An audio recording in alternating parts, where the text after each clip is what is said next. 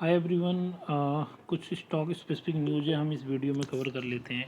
जैसा कि आप स्क्रीन पे देख रहे हैं कि OPEC plus agree to reduce the production by 1 lakh BBL per day in October. Basically मैं बता देता हूँ कि ओपेक है क्या। ओपेक बेसिकली एक ऑर्गेनाइजेशन है जिसमें मोर देन 15 कंट्री हैं, जैसे Kuwait, Saudi Arabia, Iraq, Iran and Qatar जैसे।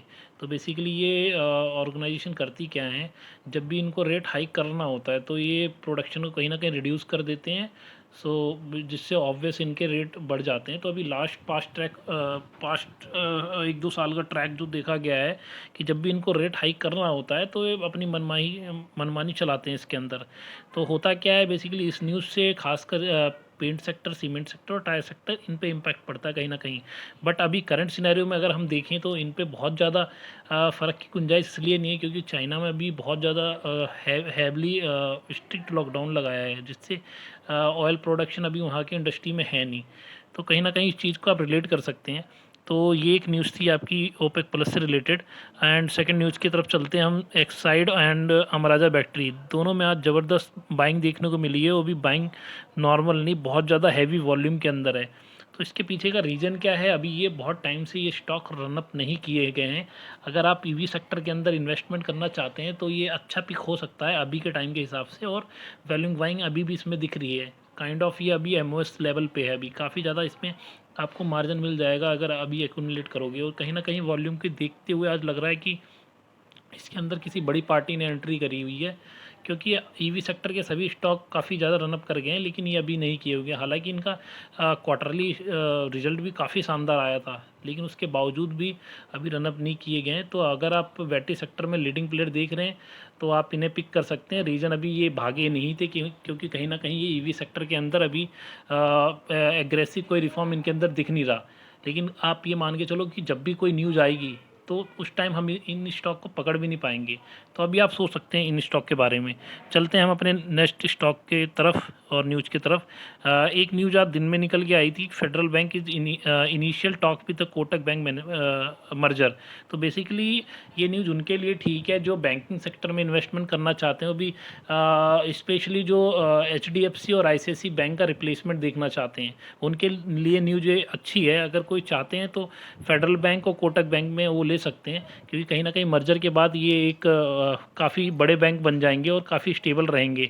तो लार्ज कैप की कैटेगरी में अच्छा खासा अगर आपको कोई बैंक चाहिए HDFC और ICICI बैंक के कंपेयर में, तो अभी इनको आप पिक कर सकते हैं। अभी इनिशियल स्टेज है। हालांकि फेडरल बैंक थोड़ा सा रनअप कर गया है, बट अभी भी आप इसमें ले सकते हैं क्योंकि मर्जर के बाद कहीं ना कहीं प्राइस एडजस्टमेंट हो जाएगी। चलते हैं अपने नए लास्ट और न्यूज़ की तरफ। बेसिकली इस न्यूज़ के अंदर मेरा मोटिव शो करने का क्यों है, क्योंकि अभी बेसिकली हमारे निफ्टी के अंदर और मार्केट के अंदर अभी हालांकि इतना इम्पैक्ट इस न्यूज़ का पड़ नहीं रहा, बट कहीं ना कहीं यूएस यूक्रेन और रसिया की तरह यहाँ पे भी सेम रोल प्ले करता हुआ दिख रहा है। जैसे कि आप देख रहे हैं इन्होंने क्या किया, 1.1 बिलियन ताइवान आर्म सेल इन्होंने अप्रूवल दिया हुआ है 1.1 बिलियन का। तो कहीं ना कहीं ये सेम कहानी यहाँ पे हमें रिपीट होने को दिख रही है जैसा कि यूक्रेन के साथ हुआ है।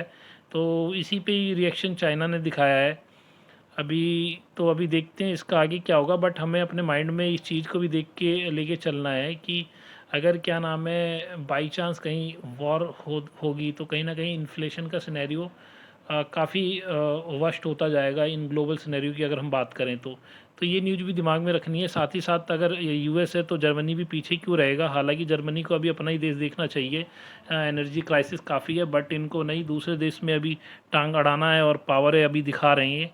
ये बेसिकली ये इंडो पैसिफिक रीजन में ये चाइना को थ्रेट करने के लिए यहाँ पे अपनी मिलिट्री एक्सपेंड कर रहे हैं। ये नहीं अभी ये पहले अपना घर बचा लें तब जाके ये अभी किसी दूसरे के फड्डे में पड़े। बट नहीं, ठीक है, अभी इनको पावर दिखाना है, सबके सब सुपर पावर बनने में लगे पड़े हुए हैं। तो देखते हैं इन न्यूज़ का क्या इम्पैक्ट पड़ता है। बट कहीं ना कहीं अभी पॉजिटिविटी के इसमें माहौल में कहीं ना कहीं ये नेगेटिव न्यूज़ को भी आप अपने माइंड में रखिए और उन्हीं स्टॉक में एकुमुलेशन करिए जो फंडामेंटली काफ़ी अच्छे हों, क्योंकि अभी के टाइम में काफ़ी शेयर क्या नाम है अच्छे प्राइस जोन पे आए हुए हैं, तो अब एकुमुलेट कर सकते हैं।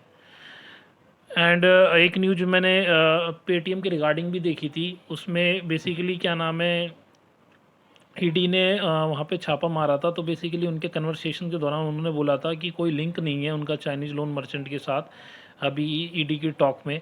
तो हालांकि ये न्यूज़ पॉजिटिव है, बट इसका इम्पैक्ट नेगेटिव इसलिए हमें दिखा मार्केट में।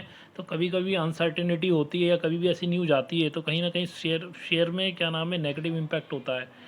तो उसी चीज़ को फैक्टर इन करने की कोशिश आज के मार्केट में पेटीएम शेयर के साथ देखने को मिला है। तो आज के लिए यही क्लोज करते हैं। अगर आपको वीडियो अच्छी लग रही हो तो प्लीज़ सब्सक्राइब कर लीजिए मेरा चैनल, जो फर्दर कोई भी न्यूज़ अगर मैं आपको दूं तो आपको सही टाइम पे